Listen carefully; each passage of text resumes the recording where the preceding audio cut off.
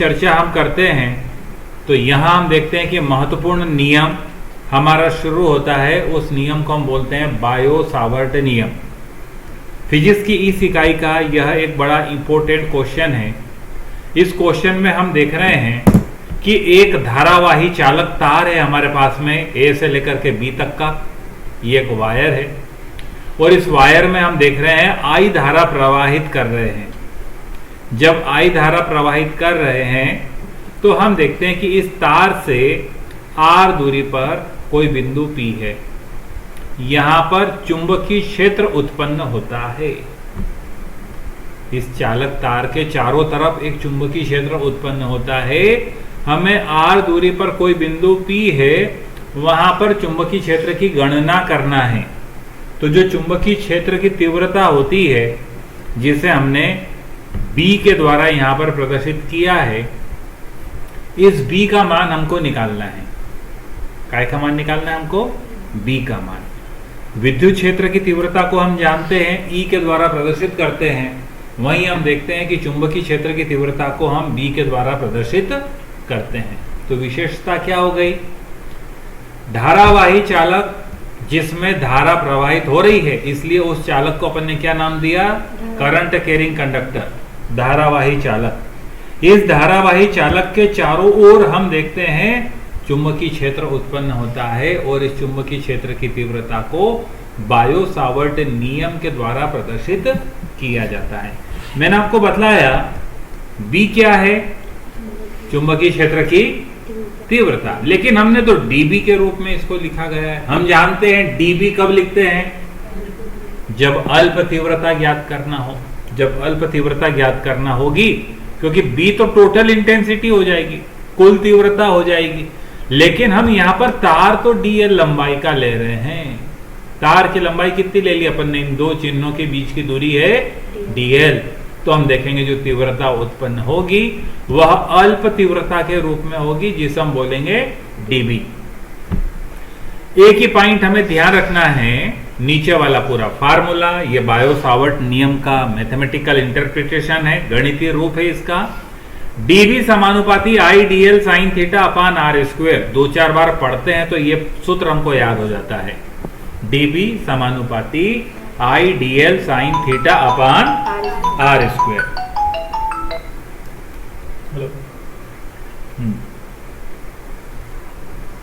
ठीक है।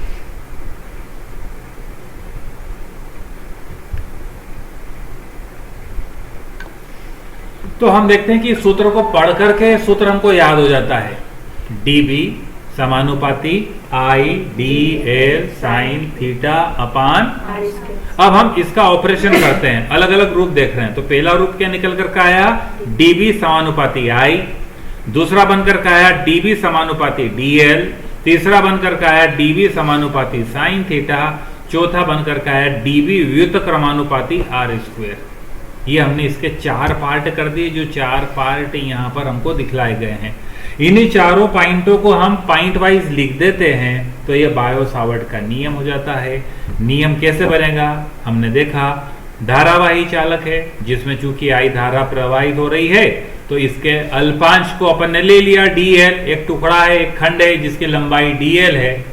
इसके कारण चारों तरफ उत्पन्न चुंबकीय क्षेत्र की तीव्रता dB समानुपाती I, अर्थात चालक तार में प्रवाहित धारा के समानुपाती होती है। चुंबकीय क्षेत्र की जो तीव्रता है वह प्रवाहित होने वाली धारा के समानुपाती होती है। धारा का मान अगर कम रहेगा तो चुंबकीय क्षेत्र की तीव्रता भी कम होगी और I की वैल्यू ज्यादा होगी तो dB की वैल्यू भी उसी के प्रोपोर्शन में बढ़ेगी। दूसरा हम देखते हैं dB समानुपाती dl। dl क्या है? अल्पांश की लंबाई, यानी अगर चालक की लंबाई छोटी है तो चुंबकीय क्षेत्र की तीव्रता का मान भी अल्प होगा, कम होगा। और ज्यादा होगी लंबाई तो हम देखेंगे कि उसकी तीव्रता का मान, चुंबकीय क्षेत्र की तीव्रता का मान ज्यादा होगा।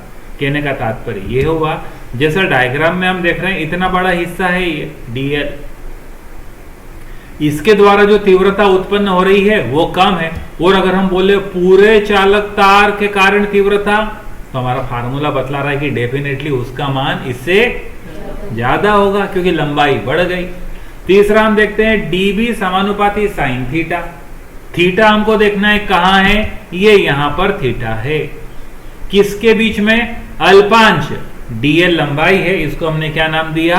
अल्पांश। और वह बिंदु जिस पर चुंबकीय क्षेत्र की तीव्रता ज्ञात करना है, दोनों को मिलाने वाली रेखा, अल्पांश को उस बिंदु से मिलाने वाली रेखा अल्पांश पर जितना कोण आरोपित करती है उसके साइन के समानुपाती। कोण तो थीटा हो गया, और साइन इसको हिंदी में ज्या बोलते हैं, तो ज्या के समानुपाती।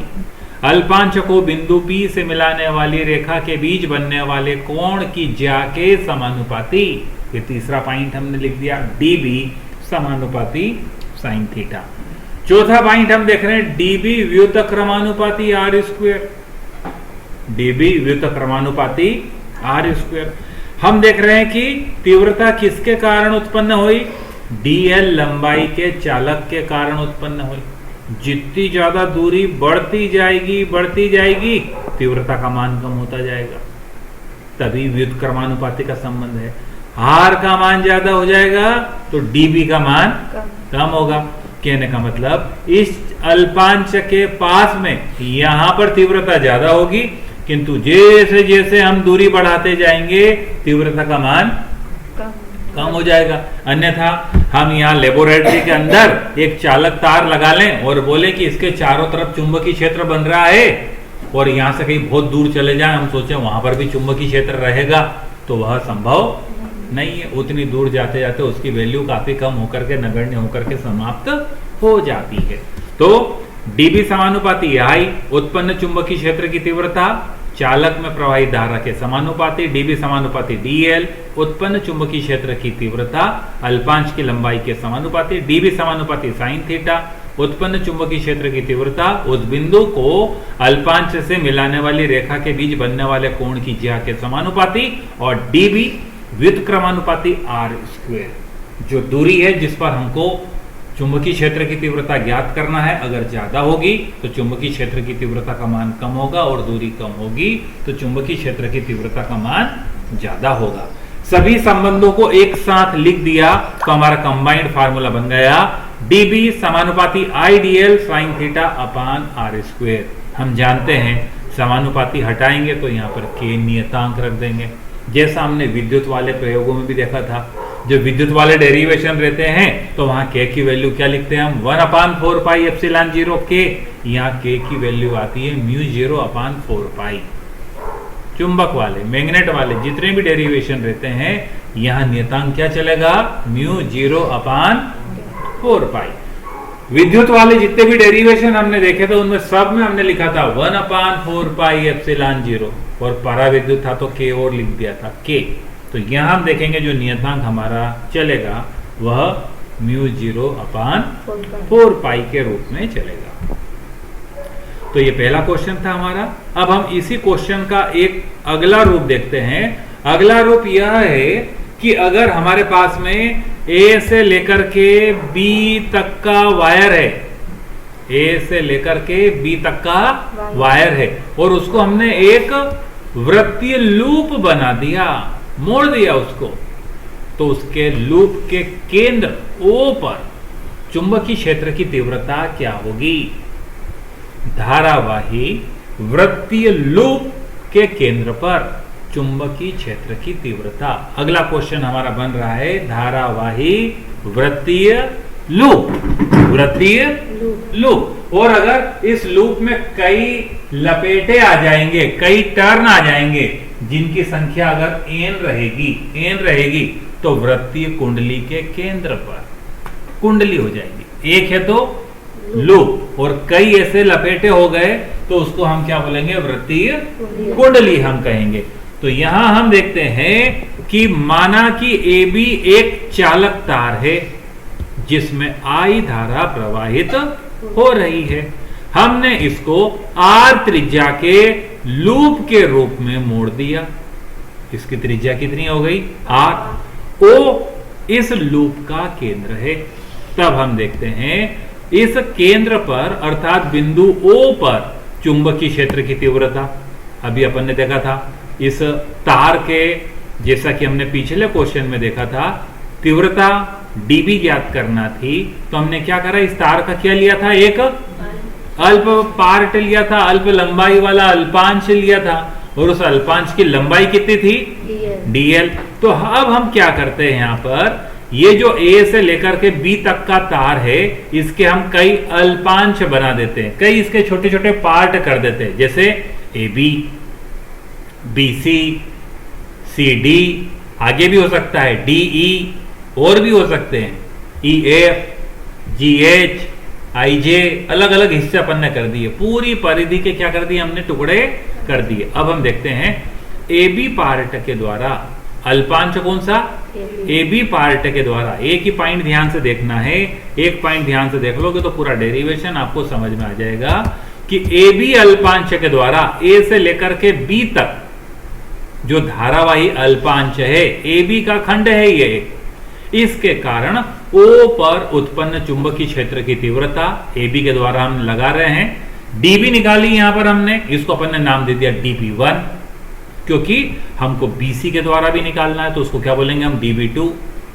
CD के द्वारा भी निकालना है तो उसको क्या बोलेंगे हम, dB3 बोलेंगे। तो हम तो खाली पहला भाग देख रहे हैं, dB1 बराबरी पर मैंने आपको बताया समानुपाती हटाते K रखते हैं और K की जगह पर क्या रख देते हैं, μ0/4π।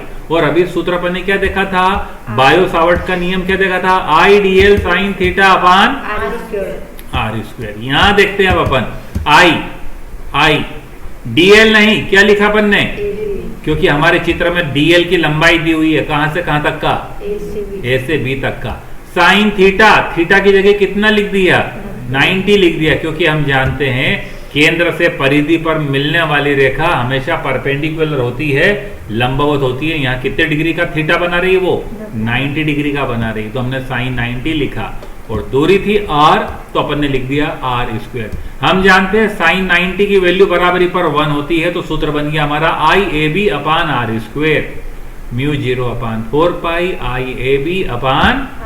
ये पहली समीकरण बनाई हमने, किसके द्वारा बनाई, ये AB के द्वारा बनाई। इसी प्रकार अब किसके द्वारा बनाएंगे, BC के द्वारा, dB2 बराबरी पर μ0/4π IBC/r²।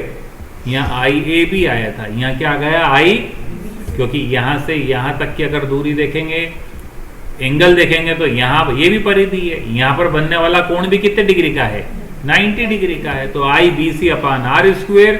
इसी प्रकार CD के द्वारा हम देखते हैं, CD के द्वारा dB3 बराबरी पर μ0/4π ICD/r²। हमें न dB1 से मतलब है, न dB2 से मतलब है, न dB3 से मतलब है, हमें तो टोटल तीव्रता चाहिए जिसे B बोलेंगे। तो इस बिंदु पर लगने वाली टोटल तीव्रता के लिए इस अल्प पार्ट के द्वारा तीव्रता प्लस इसके द्वारा तीव्रता प्लस इसके द्वारा तीव्रता, इन सभी तीव्रताओं की क्या करना है, हमको एडिशन कर देनी है, योग कर देना है। तो हमने फार्मूला बना दिया कि B बराबरी पर dB1 plus dB2 plus dB3। मैंने आपको बताया और भी आगे भाग होते हैं, तो प्लस लगा करके हमने डैश डैश छोड़ दिया। dB1 की जगह dB1 का मान लिखा μ0/4π IAB/r², IBC/ICD/ रेस्पेक्टिवली हमने dB1, dB2, dB3, dB4 जितने भी थे सबके मानों को क्या करा, प्लस करते हुए लिख दिया। तो काय का मान बना रहे हैं, अब हम टोटल तीव्रता का बना रहे हैं, जिसको हमने B बोला हुआ है। अब हम देखते हैं μ0/4π, इसमें भी है क्या, इसमें भी है, आगे वाले में भी है, r² बटे में और ऊपर I सभी में है, I/r², तो हमने I/r² के साथ में μ0/4π को कॉमन ले लिया, तो यहाँ क्या बचा, AB, यहाँ क्या बचा, BC, यहाँ क्या बचा, और आगे क्या बचेगा, DE, और आगे क्या बचेगा, EF, FG, GH। चलते चलते हम A से चल रहे हैं, तो कहां पहुंच जाएंगे, इन सब टुकड़ों को जोड़ते हुए B तक पहुंच जाएंगे। पूरा लूप हो जाएगा, पूरा लूप हो जाएगा, यानी वृत्त की परिधि का सूत्र बन जाएगा। ये पूरा एक सर्कल बन गया, वृत्त बन गया, और ये पूरी क्या हो गई, इन सब टुकड़ों को जोड़ते जा रहे हैं, तो AB, BC, CD बराबरी पर वृत्त की परिधि बन गई। 10th क्लास में वृत्त की परिधि का सूत्र पढ़ा था, क्या होता है 2 पाई आर। हमने यहां से इन सबको हटा दिया, A B B C C D, और यहां पर क्या लिख दिया हमने 2 पाई आर। आर से कैंसल हो गया नीचे का आर स्क्वेयर, तो ऊपर का आर खत्म हो गया और नीचे क्या बचा केवल आर।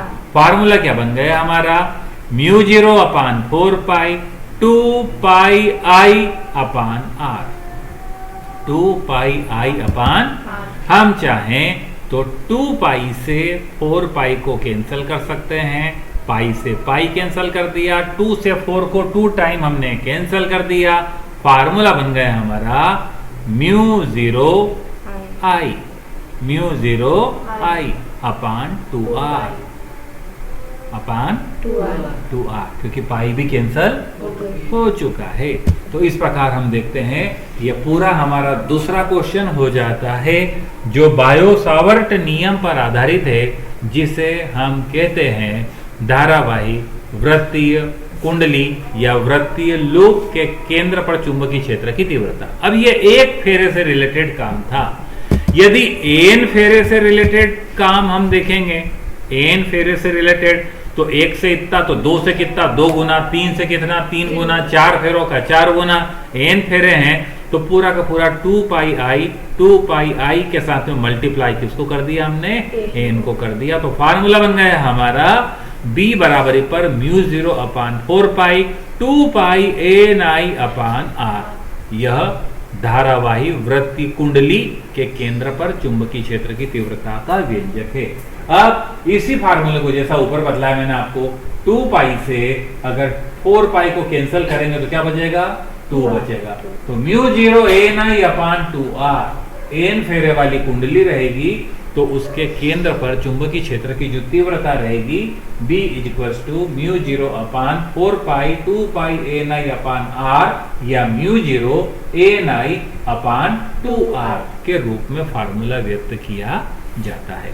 तो ये दो डेरिवेशन है, पहला बायो-सावर्ट का नियम और दूसरा क्वेश्चन हमने देखा धारावाही वृत्तीय कुंडली के केंद्र पर या धारावाही वृत्तीय लूप के केंद्र पर चुंबकीय क्षेत्र की तीव्रता का व्यंजक। दोनों बड़े सरल हैं। बोर्ड की एग्जाम में इन दोनों क्वेश्चन में से एक क्वेश्चन आने की पॉसिबिलिटी बहुत ज्यादा रहती है। देखिए इन दोनों क्वेश्चंस को।